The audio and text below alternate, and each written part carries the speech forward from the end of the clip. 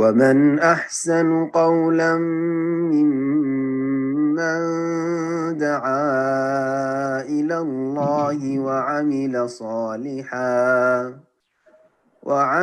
صالحا وقال إنني من المسلمين.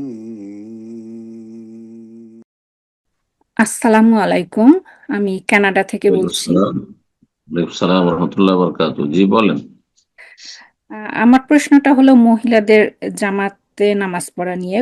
বাসার মধ্যে যখন ৮-১০ জন মহিলা একসাথে নামাজ পড়বে, তখন পুরুষদের মতোই কি একজন মহিলার সামনে দাঁড়ায় ইমামতি করবে? তারপরে এশার নামাজের সময় কি জোরে কেরাত পড়বে? আর প্রতি ওয়াক্ত নামাজের সময় কি একামত দিবে? এই একদম পুরুষের মতোই কি মহিলারাও ইমামতি করে নামাজ পড়বে, নাকি মহিলাদের একসাথে জামাতে নামাজের পদ্ধতি একটু আলাদা? ঠিক, বুঝতে পেরেছি। বিসমিল্লাহ, আলহামদুলিল্লাহ, ওয়াসসালাতু ওয়াসসালামু আলা রাসূলিল্লাহ। মহিলাদের জামাত বাড়িতে জামাত করে মহিলাদের সালাত পড়াই হচ্ছে উত্তম। তাহলে জামাতে যে খুশু একাগ্রতা হবে, একা একা সালাত পড়লে সেটা হবে না। তবে তাদের জন্য জামাত ফরজ নয়, যে জামাত ওয়াজিব না, যেমন পুরুষদের জন্য জামাতে গিয়ে মসজিদে পড়া ফরজ ওয়াজিব।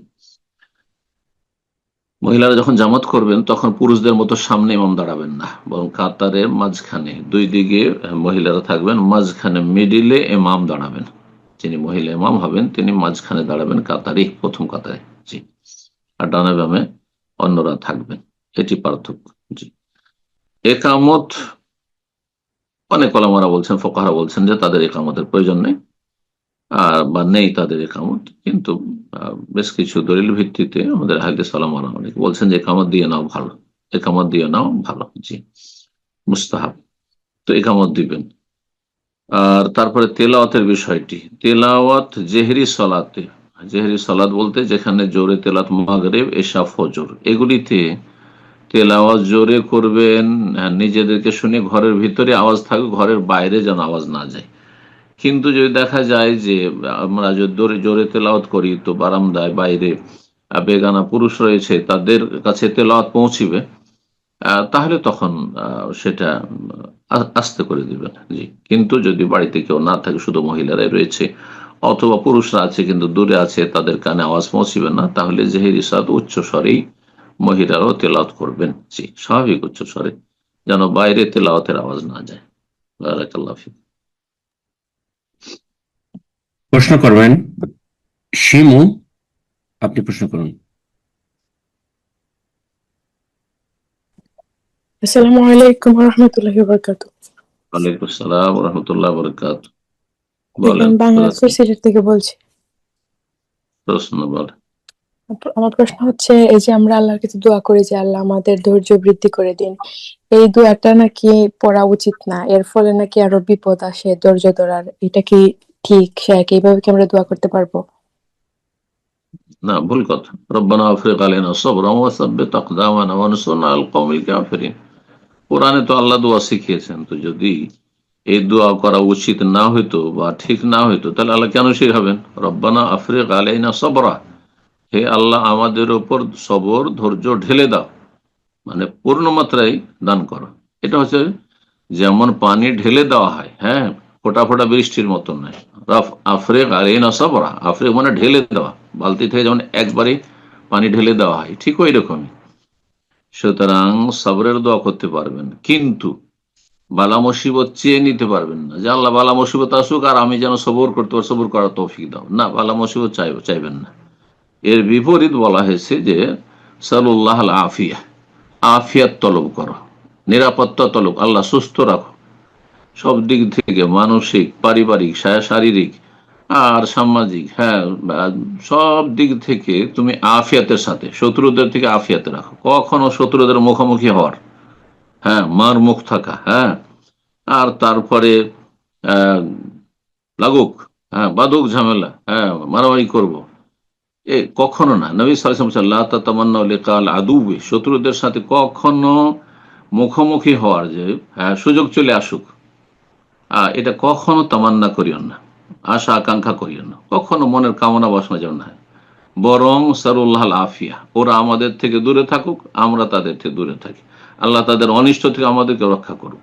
জি, তো সেটা ভিন্ন বিষয়। তো যিনি আপনাকে বলেছেন তিনি আসলে হক বাতিলকে গড় মিক্স করে দিয়েছেন। আসলে বালা মুসিবত চেয়ে নেওয়া যায় নয়। হ্যাঁ, আর যদি অসুখ হয় তো অসুখ থেকে আল্লাহ আমাকে সবর করার তৌফিক দাও, আমি শেফা চাইবো না, এটাও জায়েজ নয়।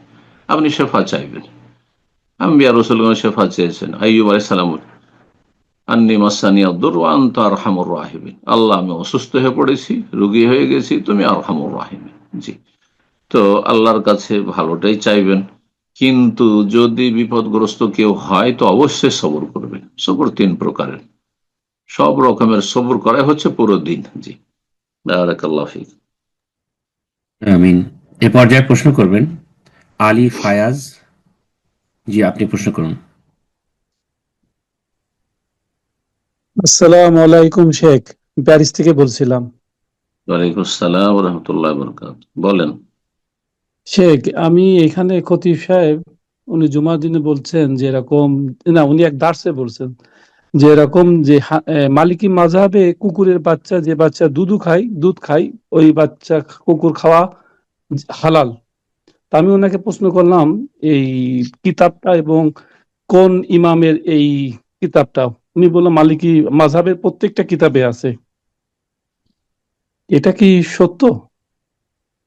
আল্লাহু আলাম, আমি জানি না যে মালিকি মাযহাবে আছে।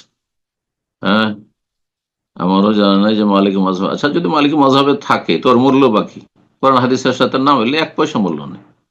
মালিকি মাযহাবে থাক আর হাম্বলি মাযহাবে থাক আর শাফিঈ মাযহাবে থাক, কোন সাহাবীরও যদি উক্তি হয় আর সেটা যদি রাসূলুল্লাহ সাল্লাল্লাহু আলাইহি ওয়াসাল্লামের কথার সাথে সাংঘর্ষিক হয়, সাহাবায়ে কেরামরা সেটা বিশ্বাস, একজন সাহাবী শুধু সেই মতটি পোষণ করেছেন, তারও কোনো মূল্য নেই। আপনি জানেন যে আবু যর রাদিয়াল্লাহু তাআলা বলতেন যে সারাদিন খেয়ে দিয়ে যা বাঁচবে সব দান করে দিতে হবে, 1 পয়সা সঞ্চয় করে রাখলে কঠিন শাস্তি সূরায়ে তওবার সেই আয়াত ফিট করে দিতেন। হ্যাঁ, বোঝা গেছে না, যে রেশনে খাওয়া দাওয়ার মতো, যা খাওয়া দাওয়া হইলো আর বাকি যা বাঁচলো সন্ধ্যাবেলা সব দান করে ঘুমাও, 1টা পয়সা রাখা যাবে না, তো ব্যাংক ব্যালেন্সই থাকবে না। তাহলে জাকাতের ফরজ আদায় কি করে হবে, উমরায় কি করে হবে, আর হজের ফরজ কি করে আদায় হবে? বোঝা গেছে না? তো আসলে এই ফতোয়া ভুল ছিল। এই জন্য আবু যর রাদিয়াল্লাহু তাআলার সাথে সাহাবায়ে কেরামের কারো মতের মিল হইতো না। উসমান রাদিয়াল্লাহু তাআলা দেখলেন যে এখানে তো ঝামেলা বেঁধে যাবে, তো যার তার সাথে, তখন তাকে বলেন তুমি মদিনার বাইরে রাবাজাতে তুমি অবস্থান করো, এটাই ভালো হবে।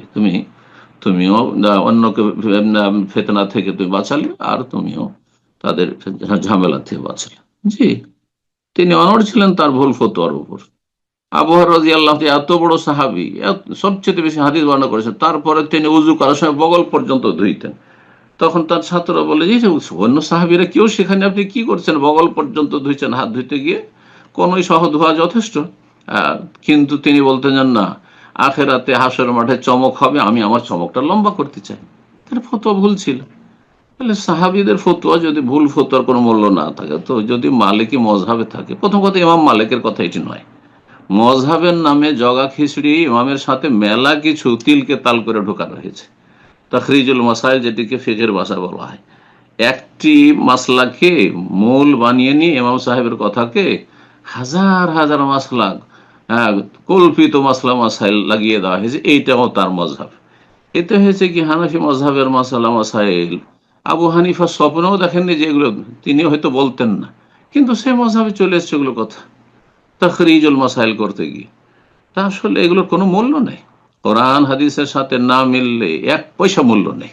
যেমন আমার কথার কোনো মূল্য নেই কোরআন হাদিসের সাথে না মিললে, তেমন আবু হানিফা, শাফি, মালিক, আহমদ তাদের কথার কোনো মূল্য থাকবে না যদি হাদিসের সাথে না মিলে। সুতরাং আমাদের জানার কোনো প্রয়োজনই করে না এরকম কথা। জি, বারাকাল্লাহ ফিক। প্রশ্ন করবেন সৌদি আরবিয়া। আপনি প্রশ্ন করুন।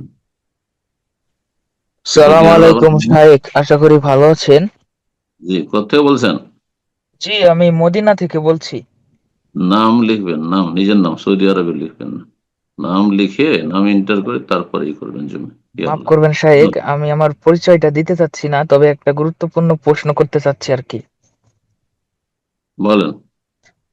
প্রশ্নটা হচ্ছে, সাপোজ একটা ছেলে একজন নারীর সঙ্গে যৌন সম্পর্কে লিপ্ত হয়েছে। তাপজ টাপজ কোনো প্রশ্ন নেই, যেটা ঘটবে সেটা জিজ্ঞেস করতে হবে, অন্যজনের পক্ষ থেকে জিজ্ঞেস করার কোনো দরকার নেই। জি, ঠিক আছে, আমি আপনার আপনাকে নিজের আবারও খরচ থাকলে জিজ্ঞেস করুন। আমি আগে বলেছি কোনো সাপোজ প্রশ্ন চলবে না, ধরে নেন, আমি ধরবো না, এর আগে বলেছি বারবার কথা। ওকে শাহেক, ওকে শাহেক, আমি ঘটনাটাই বলছি যে একজন নারীর সঙ্গে যৌন সম্পর্ক হয়েছে, যে পরবর্তীতে না করেছে দুজনেই, বলেন, যৌন সম্পর্ক হয়েছে হ্যাঁ কি, সেই নাস্তিকদের ভাষা। হ্যাঁ, যে জেনা না করেছে হয়েছে। বলেন, আউযু হ্যাঁ বিল্লাহি মিনাশ শাহেক, শাইতানির। জেনা হয়েছে। এখন পরবর্তীতে দুজনেই ভুল বুঝতে পারা হয়েছে, যে আল্লাহ মাফ করুক। কিন্তু এখন হয়েছে কি, ওই নারীর মেয়েকে বিবাহ করে সংসার করা এবং পরবর্তীতে বংশ বিস্তার করা, অনেকে বলে এটা হারাম। এখন এইখানে কি তওবা করা বা এর কি যার কোনো রাস্তা যার নাই? এই- যার যার এই ঘটনা ঘটেছে, কোনো ভালো আলেমের কাছে যাবে সরাসরি, অথবা আমার কাছে আসবে, তখন সামনে ফতোয়া দেবো। এই ফতোয়া জুমে হবে না। জি, অন্য কেউ। জাযাকাল্লাহ খায়ের।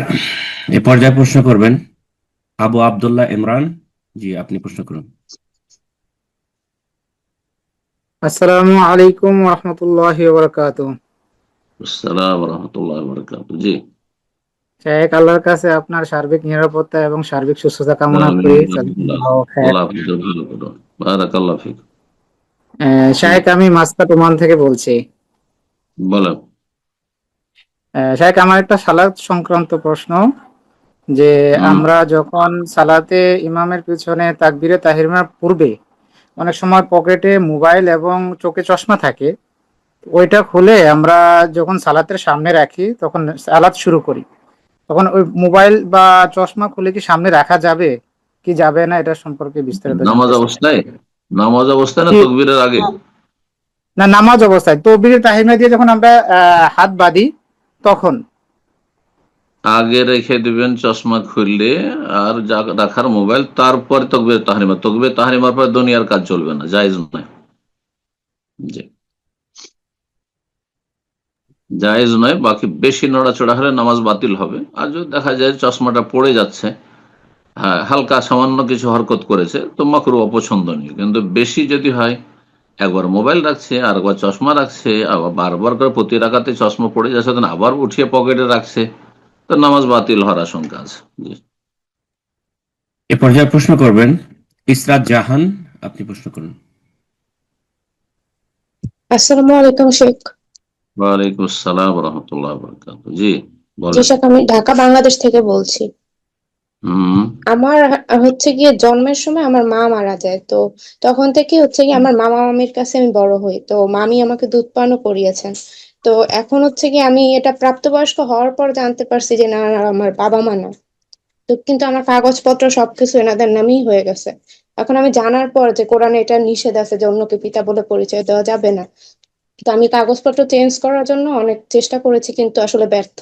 কারণ আমার বাবা মা এখন কেউই জীবিত নাই, তো আমি কোনো প্রমাণই দিতে পারতেছি না। তো এই ক্ষেত্রে আমার বিবাহের ক্ষেত্রে বা অন্যান্য কাজে এনআইডিতে যে বাবার নাম ভুল আছে, এগুলোর জন্য মাসাইলটা কি হবে? অসুবিধা নাই বিবাহের ক্ষেত্রে। এই ক্ষেত্রে গুনাহগার হয়েছে আপনার মামা মামি, মামা, যিনি এই কাজটা করেছেন, অথবা যিনি করেছেন এটা, হ্যাঁ, নিজের সাথে সম্পৃক্ত করেছেন, কাবিরা গুনাহ এটি। বোঝা গেছে না? তো ওনার গুনাহ হয়েছে, আপনার তো আর গুনাহ নেই, আপনি তো তখন ছোট ছিলেন। আর আপনার বিয়ের সময় আপনার নামই যথেষ্ট। এই নয় যে বাবার নাম বলতে হবে তাহলে বিয়ে হবে, এমন কোনো শরীয়তের বিষয় নেই। যদি চিহ্নিত করে দেয় যে এই এই মেয়ের সাথে তোমার বিয়ে দিলাম, আর নামও না বলে, তো হয়ে যাবে বিয়ে। কথা বোঝা গেছে না? আর বাবার নাম বলতে হবে, আমাদের দেশি কথা, অধিক পরিচয় যেন ঠিক আছে, কিন্তু কথা বলছে না বাপের নাম হইতে হবে না। আর আর যদি বলতে হয় তাহলে আপনার আসল বাপের নাম বলবেন, এই মামার নাম বাপ না। আর মামা অলিও না, যদিও কাগজপত্রে বাবা হয়ে আছে সে, কিন্তু মামা অলি না, মামা বিয়ে দিতে পারে না। আপনার চাচা বিয়ে দিবে, চাচা বেঁচে থাকলে। চাচা না থাকলে আপনার দাদা আছে, দাদা দাদা আগে, দাদা না থাকলে চাচা, চাচা না থাকলে চাচা তো ভাই। হুম, নিজের বাবার বংশের লোকেরা অলি হবে, মামা অলি হবে না। জি, বারাকাল্লাহ। আমিন। প্রশ্ন করবেন রাজিয়া খাতুন। জি, আপনি প্রশ্ন করুন।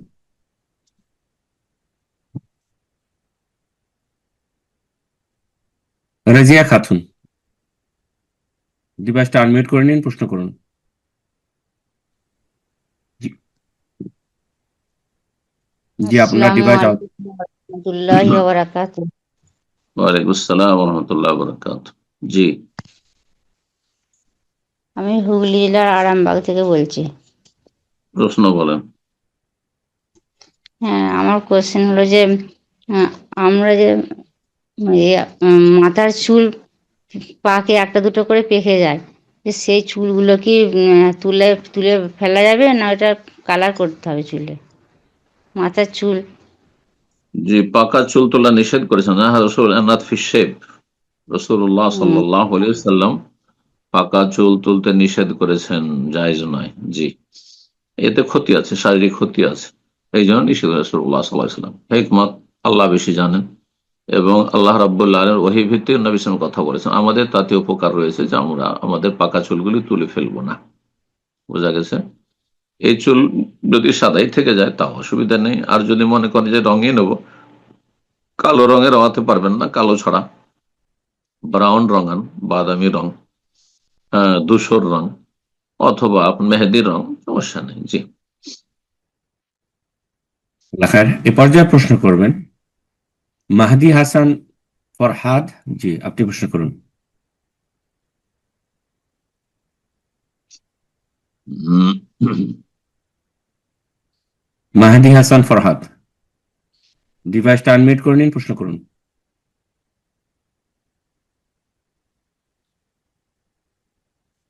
এ পর্যায়ে প্রশ্ন করবেন এমডি সাদাত ওবায়েদ। জি আপনি প্রশ্ন করুন। আসসালামু আলাইকুম ওয়ালাইকুম আসসালাম স্যার। রাহমাতুল্লাহি ওয়া বারাকাতুহু। জি আমি বলেন, জার্মানি থেকে বলছিলাম। বলেন প্রশ্ন।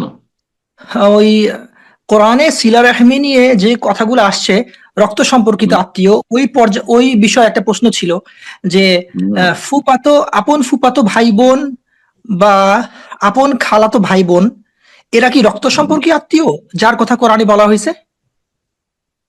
বাবার বংশ আর মায়ের বংশ, ফুফাতো ভাই বোন, খালাতো ভাই বোন, এরা আপনার বাবার বংশ না, মায়ের বংশ না। তবে এদের পরে তাদের হক রয়েছে। আর শ্বশুর বংশ, যেমন শ্বশুর বংশ আপনার সেলাতুল আরহামের মধ্যে পড়ছে না, কথা বোঝা গেছে? কিন্তু আপনার স্ত্রী, আপনার ছেলে মেয়েদের তো ইয়ে আপনার তারা ইয়ে রক্ত সম্পর্ক তাদের সাথে আছে। তো এই জন্য এই বিষয়টি গুরুত্ব রাখে, অবশ্যই গুরুত্ব রাখে। অনেকে এটাকে একেবারে হালকা করে দিচ্ছে, মোটে হালকার বিষয় নয় যে শ্বশুর বংশের সাথে সুসম্পর্ক রাখতে হবে। ঠিক ওই রকমই ফুফুর সাথে তো আপনার রেহেমের সম্পর্ক রয়েছে, কিন্তু ফুফু হয়তো ভাইদের সাথে বা ফুফার সাথে নেই, কিন্তু যেহেতু আপনার ফুফু সেই বংশের সাথে সম্পৃক্ত, সুতরাং তাদেরও একটা হক রয়েছে আপনার ওপর। তবে যারা সেলাতুল আরহামের অন্তর্ভুক্ত, যত গুরুত্ব রয়েছে ততটা গুরুত্ব নেই সেই ক্ষেত্রে। হ্যাঁ, বুঝতে পেরেছেন? আল আহাম ফাল মহিম, আরবিতে একটি কথা আছে, বেশি গুরুত্বপূর্ণ আর একটা গুরুত্বপূর্ণ। তো বেশি গুরুত্বপূর্ণ হচ্ছে লায়াদ হলুল জান্নাত কাতেউন, রাহেমের আত্মীয়তার সম্পর্ক ছিন্নকারী জান্নাতে যাবে না, কথা বোঝা গেছে? কিন্তু এই আত্মীয়তা আপনার বাবার বংশের নয়, মায়ের বংশের নয়, কিন্তু এই বংশগুলির সাথে সম্পৃক্ত তারা, সুতরাং তাদের একটা হক রয়েছে, তাদের একটা হক রয়েছে।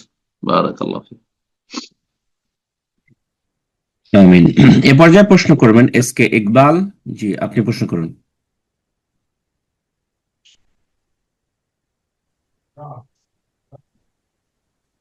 আসসালামু আলাইকুম শেখ।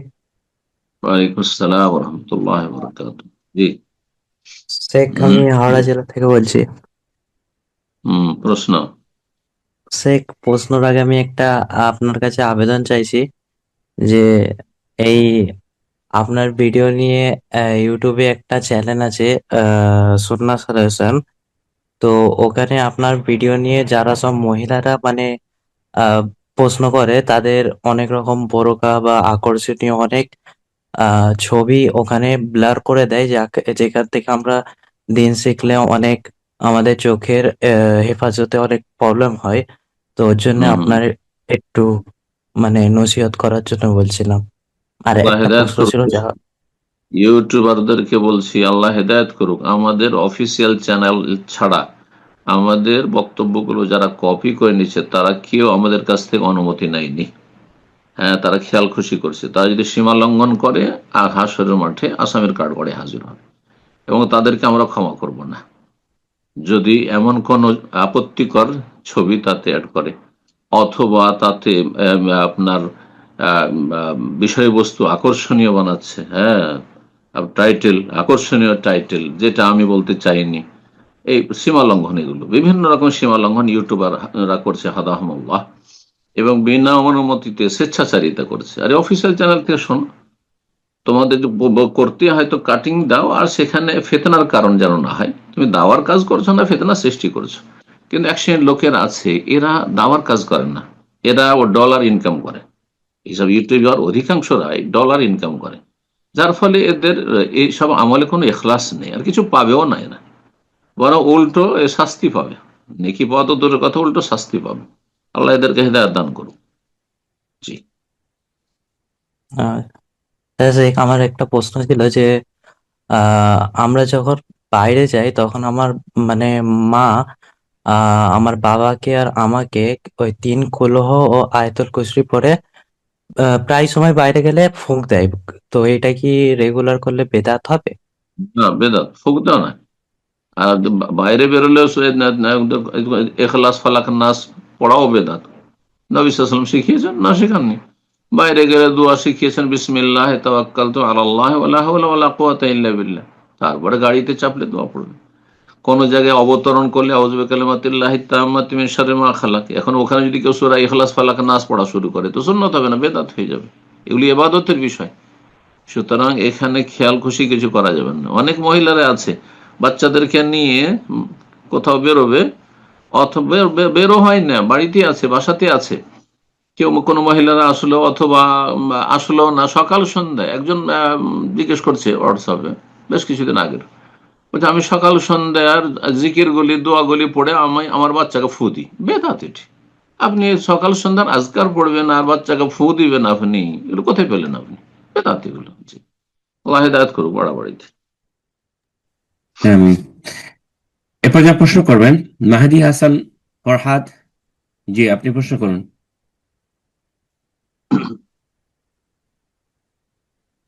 মাহাদি হাসান ফরহাদ।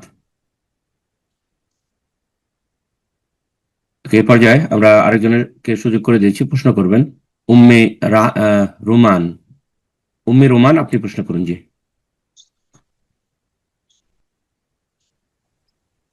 আসসালামু আলাইকুম ওয়া রাহমাতুল্লাহি ওয়া বারাকাতুহু শেখ। ওয়ালাইকুম আসসালাম ওয়া রাহমাতুল্লাহি ওয়া বারাকাতুহু। বলেন কোত্থেকে? এই এমপি থেকে বলছি, ভারত। মাশাআল্লাহ। প্রশ্ন? আমার প্রশ্নটা হচ্ছে যে আমরা যে সকাল সন্ধ্যে জিকির আজগার গুলো করি, তো সকালবেলায় ফজরের পরে করি সূর্য ওঠার আগে, আর বিকাল বেলায় ওটা আসরের পরে করতে হবে না মগরিবের পরে করতে হবে? সূর্য ডোবার আগে না পরে? ওইটা একটু ভালোভাবে বিস্তারিত। আসর পরে উত্তম। সকালেরটা ঠিক আছে, শুভ সাদেক হওয়ার পরে বা ফজর পড়ার পরে সূর্য ওঠার আগ পর্যন্ত করে নিলে ভালো, না হলে সূর্য ওঠার পরে হলেও করা যেতে পারে। কেউ উত্তম হচ্ছে ফজরের সালাতের পরে পরে। আর সন্ধ্যাবেলার জিকির বা বৈকাল বেলার জিকির হচ্ছে আসর থেকে মাগরিবের মধ্যে, এটা হচ্ছে উত্তম সময়। মাগরিবের পরে একদল বলছেন যে চলবে কিন্তু অনুত্তম, আরেক দল বলছেন চলবেই না, সুতরাং বেঁচে থাকা ভালো। কেউ যদি জোহর পরেও পড়ে নেয় তো জায়েজ আছে, জওয়ালের পরেও যদি কেউ পড়ে নেয় আসর আগে তবুও জায়েজ আছে। জি, কারণ ওয়াসাব্বিহ বিল আশি ওয়াল ইবকার, সকাল আর বৈকালের কথা আল্লাহ কোরআনে বলেছেন। আর মাথার উপরটা সূর্য গড়ে গেলে বৈকাল হয়ে যায়, কিন্তু আসর পরেই আজকারুল মাসা সন্ধ্যাবেলা জিকির গুলি পড়াটাই সহি সুন্নাহ, উত্তম। জি, বারাকাল্লাহ ফিক। আমিন। প্রশ্ন করবেন রূপম, জি আপনি প্রশ্ন করুন। আসসালামু আলাইকুম স্যার। ওয়ালাইকুম আসসালাম ওয়া রাহমাতুল্লাহি ওয়া বারাকাতুহু। জি, বুনিয়াদ বাংলাদেশ থেকে বলছিলাম। বলেন। স্যার প্রশ্নটা, আমরা যখন এসএসসিতে ভর্তি হই তখন বয়সটা তারা কমায় দিয়ে করে, এই ক্ষেত্রে আমি চাকরি করি ইসলামাবাদে। তো আমার চাকরি কেবল যেহেতু লালাল হবে না হারাম হবে, মানে বয়স কম করানো হচ্ছে আর কি। প্রশ্নটি বুঝলাম না, একরাম ভাই বুঝেছেন, একটু ক্লিয়ার করেন। প্রশ্নটা না, হচ্ছে আপনার কথাটা আমাদের অস্পষ্ট ছিল, আপনি একটু রিপিট করুন। জি। প্রশ্নটা হচ্ছে এইচএসসি তে বা এসএসসি তে বয়স কমায় দেওয়া ভর্তি করা আর কি। এখন এই বয়সে চাকরি করলে বয়স কমিয়ে দিয়ে চাকরি নিয়েছেন, হ্যাঁ, কিন্তু সার্টিফিকেট ঠিক আছে তো, সার্টিফিকেট তো জাল নাই তো। সার্টিফিকেট ঠিক আছে, সবকিছু ঠিক আছে, শুধু বয়সটা ওই যে ক্লাস 9-এ তো ওরা শিক্ষক ভাই তো এই বয়সগুলো আগের তো 1991 কথা ক্লিয়ার আসে না, কিন্তু যতটা আমরা আপনি বুঝলাম। বলতে চাচ্ছেন শেখ, যখন ক্লাস 9-এ এডমিশন নিয়েছেন তখন হয়তো তার বয়স কমিয়ে দিয়ে এডমিশন নিছেন, তো সেই ক্ষেত্রে এখন সে গ্রাজুয়েট করার পরে এখন সে চাকরি নিছেন, এখন সেটা কি হালাল হবে কিনা? চাকরি হয়েছে সার্টিফিকেটের ভিত্তিতে, বয়সের ভিত্তিতে হয়নি সাধারণত। এই জন্য মূল বিষয়টা যদি ঠিক থাকে তাহলে চাকরি রুজি হালাল, কিন্তু এই যে মিথ্যার আশ্রয় নিয়ে বয়স কমিয়েছেন, এটা গুনহার কাজ, গোনা হয়েছে। যিনি করিয়েছেন অভিভাবক, তিনি গুনাহগার। জি, যদি বেঁচে থাকেন তওবা করবেন আল্লাহর কাছে, আল্লাহ মাফ করবেন। আর নিজেই করে থাকেন তো তওবা করবেন আল্লাহর কাছে। জি, আল্লাহ গফুর রহিম। জাযাকাল্লাহ খায়ের। পর্যায়ে প্রশ্ন করবেন এসকে ফরিদ উদ্দিন, আপনি প্রশ্ন করুন। আসসালামু আলাইকুম ওয়া রাহমাতুল্লাহি ওয়া বারাকাতুহু।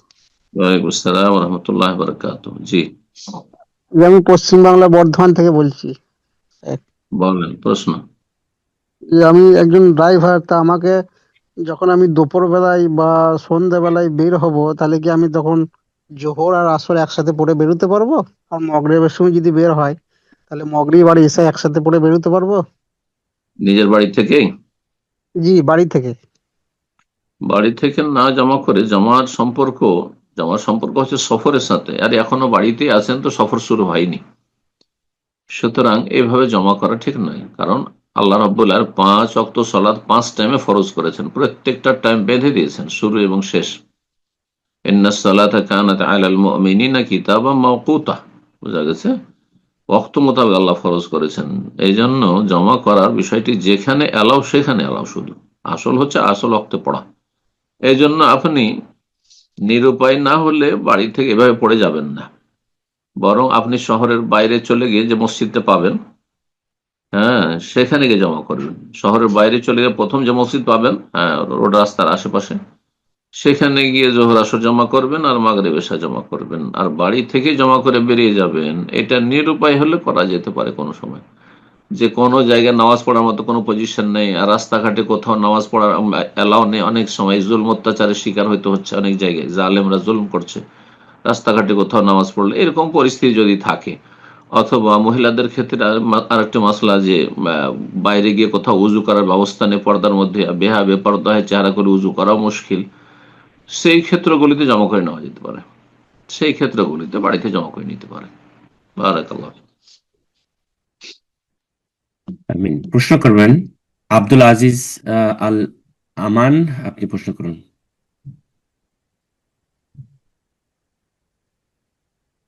আসসালামু আলাইকুম ওয়া রাহমাতুল্লাহি ওয়া বারাকাতুহু। ওয়ালাইকুম আসসালাম ওয়া রাহমাতুল্লাহি ওয়া বারাকাতুহু। জি, বলেন। মুর্শিদাবাদ থেকে বলছি। স্যার, আমার প্রশ্ন হলো যে সুন্নাত অনুযায়ী যদি ভাত না খাই তাহলে কি গুনাহ হবে? হয়তো যেটা 2 ভাগ খেতে হবে, 1 ভাগ জল 1 ভাগ ফাঁকা, তো এই নিয়মটা যদি অনেক সময় পালন না হয় বা বেশি খাওয়া হয়ে যায়, সেক্ষেত্রে কি গুনাহ হবে? বুঝলাম না, সুন্নাত মোতাবেক কি না করে খাওয়া দাওয়া না করলে কি গুনাহ হবে? কিরকম সুন্নাত মোতাবেক? সুন্নাত ছাড়লে গুনাহ হয় মানে নেকি? মানে যেটা 2 বেদত ভাগ, হয়। হ্যাঁ হ্যাঁ, 2 ভাগ খাওয়া দাওয়া করে 1 ভাগ জল আর 1 ভাগ ফাঁকা, যেটা পেটের না, 1 ভাগ খাওয়া, 1 ভাগ পানি, 1 ভাগ খালি রাখা, এটা যদি না করে তো গুনাহ হবে নাকি? না, কোনো গুনাহ হবে না, অটোমেটিক মুস্তাহাব। কথা বোঝা গেছে? জি হ্যাঁ, সুন্নত ছাড়লে গুনাহ হয় না, হারাম কাজ করলে গুনাহ হয় না, জায়েজ কাজ করলে গুনাহ হয়। বোঝা গেছে? সুন্নত ছাড়লে নেকি কমে যায়। জাযাকাল্লাহ খায়ের। প্রশ্ন করবেন তারিকুল ইসলাম, জি আপনি প্রশ্ন করুন।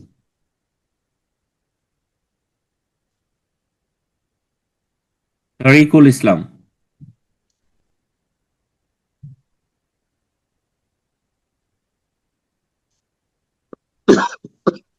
এ পর্যায়ে আমরা আরেকজনকে সুযোগ করে দিচ্ছি, প্রশ্ন করবেন নূর নাহার, জি আপনি প্রশ্ন করুন।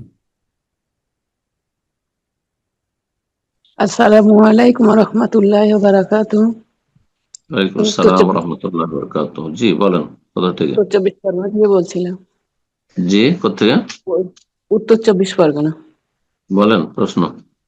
বলছিলাম যে কারোর যদি মানে সালাতের ওয়াক্ত হয়ে যায় আর তারপরে কিছুক্ষণ বাদে হচ্ছে হাইজ হয়েছে, তো এই অবস্থায় কি ওই সালাত কি কাজা করতে হবে?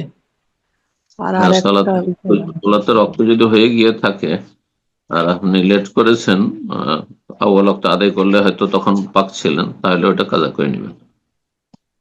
আর একটা বিষয় একটুখানি বলার ছিল যে কিয়ামুল লাইলের ক্ষেত্রে দেখা যাচ্ছে ওই আম্মা পাড়া সূরাগুলো 4-5টা করে সূরা কি একসঙ্গে পড়া যায়, মানে পড়া যাবে? কোনো অসুবিধা নেই, যার মুখস্থ নেই, শুধু ওগুলো মুখস্থ আছে, পড়া যায়। আর যদি দেখেও কিয়ামুল লাইল পড়েন, জায়েজ আছে, কোরআন দেখে পড়তে পারেন, জায়েজ আছে। নফল নামাজে, ফরজে নয়। নফল মানে তাহাজ্জুদে পড়তে পারেন, সমস্যা নেই। আমরা প্রোগ্রামে একদম শেষ পর্যায়ে চলে এসেছি। এখন থেকে আমরা হয়তো একটি বা দুইটি প্রশ্নের মাধ্যমে আজকের প্রোগ্রাম শেষ করবো ইনশাআল্লাহ। এ পর্যায়ে প্রশ্ন করবেন শুভন, জি আপনি প্রশ্ন করুন। আসসালামু আলাইকুম শাইখ, বাংলাদেশ থেকে বলছিলাম। জি বলেন। শাইখ, প্রশ্ন ছিল যে এ, ফরজ গোসলে যদি ফরজ গোসল শুধু পুরো শরীর ধৌত করলাম, আগে পরে কিছু না করে পুরো শরীর ধুলাম, অথবা দেখা যাচ্ছে নিজের অজান্তে শরীরের কোনো অংশ যদি শুকনা থাকে, সেক্ষেত্রে কি ফরজ গোসল আদায় হচ্ছে কিনা সেটা যদি বলতেন। শুকনা থাকলে ফরজ গোসল আদায় হবে না, কিন্তু অজান্তে থাকলে তো আল্লাহ মাফ করেন। রব্বানা লা তুআখিযনা ইন নাসিনা ওয়া আখতানা, ভুলে গেলে, ভুল করলে আল্লাহ মাফ করবেন। কিন্তু জেনে শুনে সামান্য যদি শুকনো থেকে যায় কোথাও, তো গোসল হবে না। বাকি কথা হলে গোসলের সুন্নতি তরিকা ফলো করা উত্তম। সুন্নতি তরিকা ফলো না করে কেউ যদি ডুব দিয়ে উঠে যায় নদী থেকে, পুকুর থেকে, অথবা সরাসরি গিয়ে উজু টুজু করলো না, স্থান পরিষ্কার করলো না, গোটা শরীরে পানি ঢেলে দিল, তবু ফরজ আদায় হয়ে যাবে। কমপক্ষে গোটা শরীরে পানি প্রবাহিত করতে হবে, জি পানি পৌঁছাতে হবে, সেটা বহিয়ে দিয়ে হোক, আর পানি অল্প পানি থাকলে পানিটা নিয়ে শরীরে ঘষা দিয়ে হোক, গোটা শরীর ভিজাতে হবে। জি বারাকাল্লাহ। আমিন। আজকে সর্বশেষ প্রশ্ন নিচ্ছি, যার মাধ্যমে আজকের প্রোগ্রাম শেষ হবে। যারা হয়তো হ্যান্ড রেজ করেছেন প্রশ্ন করতে পারলেন না, আগামী প্রোগ্রামে ইনশাআল্লাহ আপনাদেরকে সুযোগ করে দেওয়া হবে। এ পর্যায়ে প্রশ্ন করবেন আব্দুল আউয়াল, জি আপনি প্রশ্ন করুন। আসসালামু আলাইকুম শেখ। ওয়ালাইকুম আসসালাম ওয়া রাহমাতুল্লাহি ওয়া বারাকাতুহু। আমি মুর্শিদাবাদ থেকে বলছি। আমার একটি প্রশ্ন ছিল, আমাদের মসজিদে বর্তমানে এখন দুটো ইমাম রয়েছেন। তো একটি যদি প্রধান ইমাম, তিনি যখন বাড়ি যান তখন দ্বিতীয় ইমাম নামাজ পড়ান। আর দ্বিতীয় ইমামটি এমন একটি ইমাম যিনি কোরআন শুদ্ধভাবে পড়তে জানেন না, অর্থাৎ বাংলা দেখে দেখে সূরা মুখস্থ করেন, তারপর নামাজ পড়ান। কিন্তু তার পিছনে অনেক ছেলে রয়েছে যারা কোরআন শুদ্ধভাবে পড়তে পারে, আলহামদুলিল্লাহ, মাদ্রাসা পড়ুয়া ছেলেও রয়েছে। কিন্তু কমিটিরা হিংসা করে কিংবা কোনো রাগের কারণে নামাজ পড়াতে দেয় না সেগুলোকে। তো তাকে দ্বিতীয় ইমাম হিসাবে রেখেছে, যে কোরআন পড়তে একটুকু পারে না, সূরা ফাতিহাও ঠিক নেই। তো কথা হয়েছে যে এই যে সূরা ফাতিহা ঠিক পড়তে পারে না, তার পিছনে নামাজ হয় না, এজন্য মসজিদে দুটো টিম হয়ে গেছে। তখন এই টিমটা বলছে যে যেহেতু নামাজ হয় না, তো আমরা আরেকটি মসজিদ তৈরি করব। তখন আমাদের করণীয় কি শেখ? না, আর একটা মসজিদ তৈরি করা ফিতনা, জায়েজ নয়, হারাম।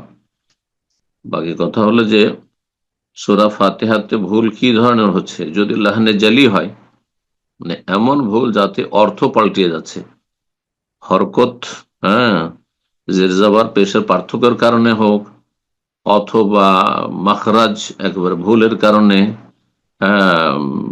আপনার দদকে কেউ যদি জ পড়ে নেই, দ পড়ে নেই, এই ধরনের ভুল, তো হা কে হা পড়ে নেই, যাতে ভুল মানে অর্থ ভুল হয়ে যাবে। এই ধরনের বড় ভুল যদি হয় তাহলে সূরা ফাতিহা পড়া যেহেতু রোকন সবার জন্য, সূরা ফাতিহা ছাড়া সালাত হয় না, তাহলে আমার পিছনে সালাত হবে না। কিন্তু যদি হালকা হালকা ভুল থাকে, লাহানি খাফি, অর্থাৎ যেগুলো কেরাত তাজবিদের মুস্তাহাব কাওয়ায়েদ, যেমন এদগাম জানে না, ইখফা জানে না, এজহার জানে না, গুন্না জানে না, কালব জানে না, ইখলাব জানে না, তাহলে অসুবিধা নেই এগুলোতে। এইরকমই মদ জানে না, হয়তো দলিন করতে হবে, দলিন করে দিল, না তো অর্থ পাল্টে যায় না, বোঝা গেছে না? তো এই ধরনের যদি হালকা ভুলগুলি থাকে তাহলে তার পিছনে সালাত অবশ্যই পড়তে হবে। এখন যদি বড় ধরনের ভুল হয় যার ফলে তার পিছনে সালাত হচ্ছে না, তার জন্য আলাদা মসজিদ তৈরি করবে, এটা হারাম, এটা ফিতনা সৃষ্টি করা, মারামারি হবে মুসলমানদের মাঝে, সারা জীবনের জন্য শত্রুতা থেকে যাবে, হারাম, কাবিরা গুনাহ এগুলি, বিচ্ছিন্নতা হারাম। জি, তাহলে কি করবেন? সে মসজিদে দ্বিতীয় জামাত করবেন না, জায়েজ নেই, ঘরে নামাজ পড়ে নেবেন, সেই ক্ষেত্রে ঘরে নামাজ পড়েন। জি, আর বা আশেপাশে অন্য মসজিদ যদি থাকে সেখানে গিয়ে নামাজ পড়েন। জি, বারাকাল্লাহ ফিক, আল্লাহ হিদায়াত দান করুন সবাই। আমি জাযাকাল্লাহ খাইর শেখ। তো আজকে এখানে শেষ করা যাক, দোয়া করে শেষ করে দেন। জাযাকুমুল্লাহ খাইর, বারাকাল্লাহ ফিকুম। রব্বুল আলামিনের কাছে দোয়া করি আল্লাহ রব্বুল আলামিন আমাদের সকলকে ভালো রাখেন, দিন দুনিয়া সার্বিক কল্যাণ দান করেন। যেসব ভাইয়েরা আমাদের সাথে বোনেরা ছিলেন আল্লাহ তাদেরকে জাযায়ে খায়ের দান করেন, আল্লাহ তাদের দিন দুনিয়া সবকিছুতে যেন বরকত দান করেন, সমস্ত বালা মুসিবত অনিষ্ট থেকে আল্লাহ হেফাজতে রাখেন। এবং বিশেষভাবে দোয়া করি আমাদের আব্দুল হক ভাই, যিনি বেশ দীর্ঘদিন আমাদের সাথে থাকলেন, আর তারপরে আবার ইকরাম ভাই ফিরে এসছেন, আহলান ওয়া সাহলান মারহাবান ইকরাম ভাইয়ের জন্য, আব্দুল হক ভাইয়ের জন্য, আর ওই যে টিম জাকারিয়া, আর যেসব টিমেরা রয়েছেন প্রচার প্রসারে, আর যারা আমাদের এই বিজ্ঞাপনগুলি প্রচার করে থাকেন বিভিন্ন গ্রুপে বা বিভিন্ন ভাবে সোর্সে, আল্লাহ তাদের উত্তম প্রতিদান দান করেন। আর যেসব ভাই বোনেরা এলম শিখছেন আল্লাহ তাদের এলমে আমলে দিন দুনিয়ায় ছেলে মেয়ে পরিবার রুজি রোজগার সবকিছুতে আল্লাহ যেন বরকত দান করেন। বালা মুসিবত থেকে, রোগ থেকে, অনিষ্ট থেকে আল্লাহ যেন আমাদেরকে হেফাজতে রাখেন, আফিয়াতের সাথে রাখেন। সুবহান রাব্বিকা রাব্বিল ইজ্জাতি আম্মা ইয়াসিফুন ওয়া সালামুন আলাল মুরসালিন ওয়ালহামদুলিল্লাহি রাব্বিল আলামিন।